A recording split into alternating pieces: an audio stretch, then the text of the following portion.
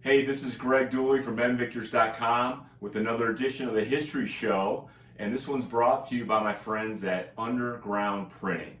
And today I've got a really cool story, and it parallels some headlines that we're seeing today because it involves a company that used a player's likeness, or namely their name, for an ad, and the company was a beer company, and they used this particular player that we're going to talk about.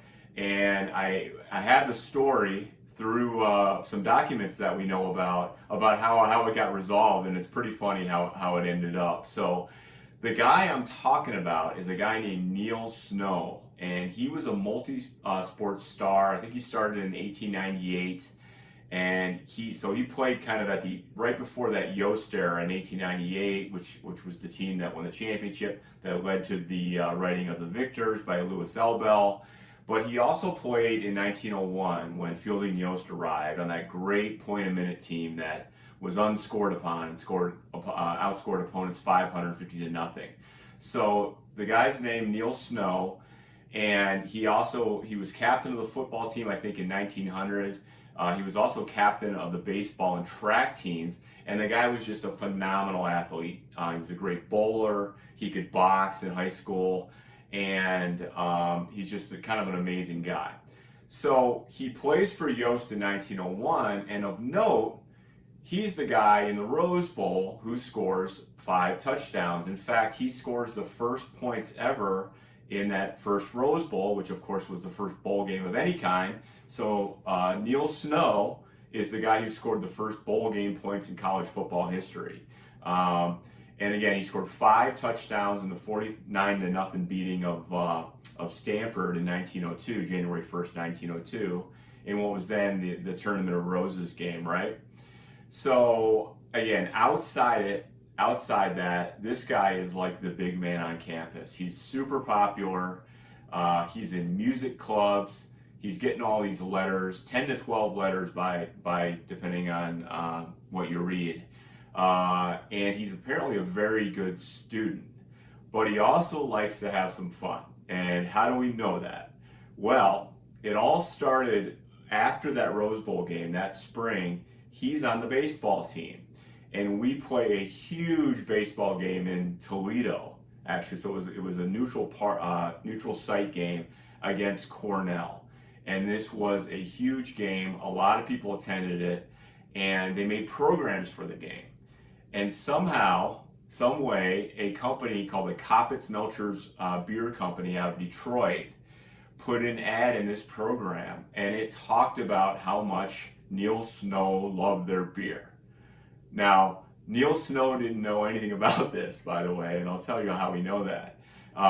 But anyway, of course, the rules were obviously less strict back then for this type of thing. We didn't have this governing body. Not quite yet, like the NCAA, but frankly, without telling them and all this other stuff, it was just wrong.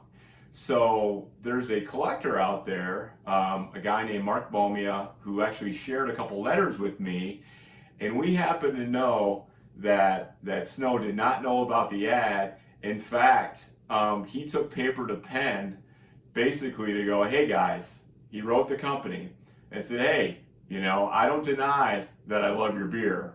He's not sure how they found out, but he didn't want anyone else in Ann Arbor to know, and he doesn't want to build a reputation, right, for being a big beer drinker. So he writes them, and he doesn't talk about lawyers or anything like that. He basically says, why don't you send me a case or two of your beer, and we'll call it even, all right?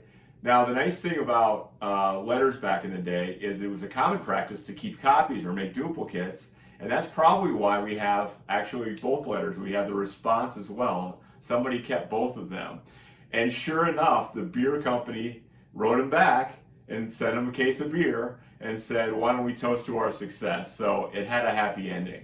Now, Neil Snow's legacy lives on beyond this story, of course. I talked about the letters 10 to 12, something like that. He was really one of those early, all-time athletes that you think of Ron Kramer with all the letters, and he was great at basketball and track and football, of course. Then you go back to Benny Oosterbaan, who's probably the greatest athlete in Michigan history. And there's other guys like that throughout the years that played multiple sports. But he's one that we don't talk about that much, maybe because it's older. But another circumstance that's sad is that he died in 1914. So he died almost just a decade after he left Michigan. He was playing squash. He was always playing something. He was playing squash in Detroit, and he actually had a heart attack and died.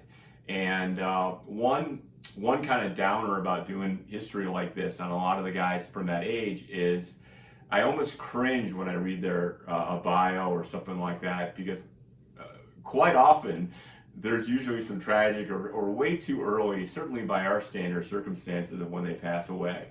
But legacy-wise, Snow still holds the Rose Bowl record for most touchdowns in a game at 5. And naturally, he's in the Rose Bowl Hall of Fame, and he's also in the College Football Hall of Fame.